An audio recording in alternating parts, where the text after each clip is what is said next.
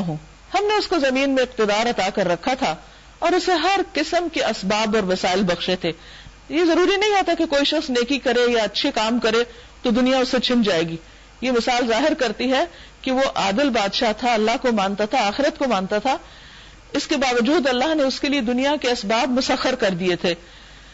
اس نے پہلا مغرب کی طرف ایک مہم کا سر و سامان کیا. کہا جاتا ہے کہ چونکہ ایران کا بادشاہ تھا تو ایران کے مغرب کی طرف ایجین سی کی جانب اس نے ایک مہم کا آغاز کیا اور وہاں فاتح کی حیثیت سے گیا, حتیٰ کہ جب غروب آفتاب کی حد تک پہنچ گیا, یعنی آگے سمندر آ گیا, تو اس نے سورج کو ایک کالے پانی میں ڈوبتا دیکھا.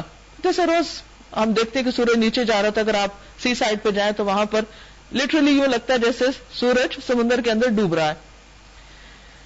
وہاں اسے قوم ملی. ہم نے کہا ذوالقرنین تجھے قدرت حاصل ہے کہ ان کو تکلیف پہنچائے یا ان کے ساتھ اچھا رویہ اختیار کرے, تم فاتح ہو, جو چاہو کرو. اس نے کہا جو ان میں سے ظلم کرے گا ہم اس کو سزا دیں گے, پھر وہ اپنے رب کی طرف پلٹایا جائے گا اور وہ اسے اس سے زیادہ سخت سزا دے گا, کیونکہ ظلم اللہ تعالیٰ کو پسند نہیں. اور جو ان میں سے ایمان لائے گا اور نیک عمل کرے گا اس کے لیے اچھی جزا ہے اور ہم اس کو نرم احکام دیں گے. یعنی دنیا میں بھی انسان کے لیے بھلائی ہے جب انسان اچھے کام کرتا ہے. پھر اس نے ایک دوسری مہم کی تیاری کی, یہاں تک کہ طلوع آفتاب کی حد تک جا پہنچا, یعنی مشرق کی طرف اس نے اپنی مہم جاری کی.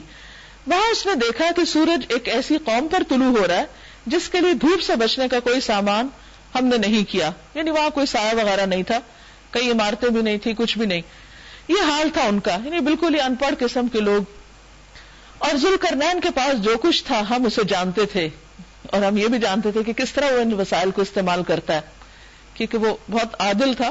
ثم اتبع سببا, پھر اس نے ایک اور مہم کا سامان کیا, غالباً شمال مشرق کی طرف, یہاں تک کہ جب دو پہاڑوں کے درمیان پہنچا تو اسے ان کے پاس ایک قوم ملی جو مشکل سے ہی کوئی بات سمجھتی تھی, یعنی بالکل اجنبی اور سخت وحشی قسم کے لوگ. ان لوگوں نے کہا, اپنے اشاروں سے سمجھایا, اے ذوالقرنین یاجوج اور ماجوج اس زمین میں فساد پھیلاتے ہیں, تو کیا ہم تجھے کوئی ٹیکس اس کام کے لیے دیں کہ تو ہمارے اور ان کے درمیان ایک بند تعمیر کر دے, ایک وال بنا دے. اس نے کہا جو کچھ میرے رب نے مجھے دے رکھا ہے وہ بہت ہے, بس تم محنت سے میری مدد کرو, یعنی ہیومن ریسورس چاہیے, باقی وسائل میرے پاس ہیں. میں تمہارے اور ان کے درمیان بند بنائے دیتا ہوں, مجھے لوہے کی چادریں لا کر دو. آخر جب دونوں پہاڑوں کے درمیانی خلا کو اس نے پاٹ دیا تو لوگوں سے کہا کہ اب آگ دہکاؤ. لگتا ہے خاص قسم کی ٹیکنالوجی تھی اس کے پاس جس کے ذریعے اس نے یہ سارا کام کیا. حتیٰ کہ جب وہ لوہے کی دیوار بالکل آگ کی طرح سرخ ہو گئی تو اس نے کہا لاؤ اب میں اس پر پگھلا ہوا تانبا انڈے لوں. بہت بڑے پیمانے پہ یہ سب کچھ کیا ہوگا. یہ ایسا بند تھا کہ یاجوج ماجوج اس پر چڑھ کے بھی نہیں آ سکتے تھے, اور اس میں نقب لگانا یعنی سوراخ کرنا ان کے لیے اور بھی مشکل تھا.